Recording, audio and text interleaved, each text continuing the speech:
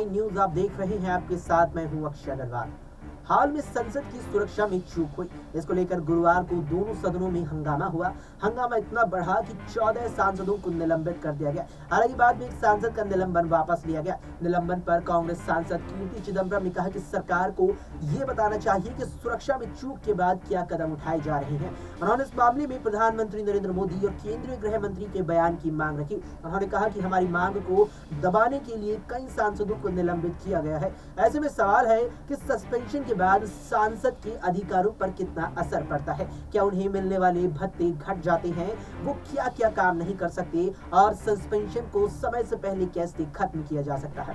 Supreme court के advocate आशीष पांडे से इन सवालों के जब जवाब लिए गए तो उन्होंने कहा कि सदन की कार्रवाई बिना किसी बाधा के चल सके, इसकी जिम्मेदारी लोकसभा अध्यक्ष और राज्यसभा के सभापति की होती है। अगर कोई सांसद इस कार्यवाही में बाधा पहुंचाता है और इन्हें ऐसा लगता है तो सदस्य को सदन के बाहर जाने के लिए कह सकती है। नियम 374 ये कहता है कि कोई सदस्य अध्यक्ष के अधिकार की अवहेलना करता है तो वो सदस्य को पूरे सत्र के लिए निलंबित कर सकते हैं। हालिया मामले में ऐसा ही हुआ है। सांसदों को पूरे शीतकालीन सत्र के लिए निलंबित किया जा चुका है। आमतौर पर सस्पेंशन कुछ खास स्थितियों में होता है, जैसे सरकार की गैर जवाबदेही के लिए प्रतिशोध जैसा रवैया अपनाना, राजनीतिक दलों द्वारा जानबूझकर अशांति पैदा करना, संसदीय कार्यवाही में बाधे डालने वाले सांसदों को रोकना।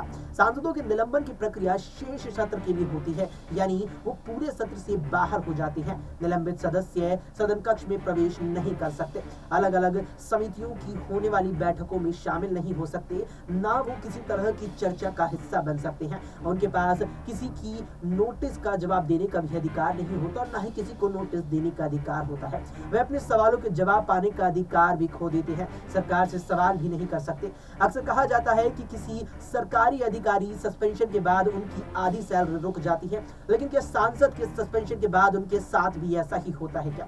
इस पर एडवोकेट आशीष पांडे कहते हैं कि सांसदों को वेतन, भत्ता और पेंशन अधिनियम 1954 के तहत कई तरह की सुविधाएं दी जाती है। एक सांसद को 1 लाख रुपए वेतन के अलावा कई तरह के भत्ते मिलते हैं। इसके साथ ही हर 5 सालों में महंगाई दर के मुताबिक इसे बढ़ाने की बात भी कही गई है। सांसद को सत्र में या किसी समिति की बैठक में मौजूद या फिर इससे जुड़े किसी काम में यात्रा करने पर भत्ता दिया जाता है। इसलिए रोजाना संसद की कार्यवाही में शामिल होने पर अलग से भत्ता भी दिया जाता है। अब सवाल यह है कि निलंबन के बाद कितनी तरह के भत्ते रोक दिए जाएंगे। इसका जवाब यह है कि सस्पेंशन के बाद उन्हें कॉन्स्टिट्यूएंसी अलाउंस, कार्यालय और स्टेशनरी समेत अलग अलग भत्ते मिलते रहेंगे। सिर्फ वही भत्ता नहीं मिलेगा जो बतौर सांसद सदन की कार्यवाही में शामिल होने के लिए मिलता है। क्योंकि इस दौरान वो सदन में एंट्री नहीं कर सकते, इसीलिए उन्हें कार्यवाही के लिए दिया जाने वाला भत्ता नहीं मिलता। यूं तो सांसद का सस्पेंशन पूरे सत्र के लिए होता है, लेकिन वो चाहे तो निलंबन खत्म करा सकते हैं।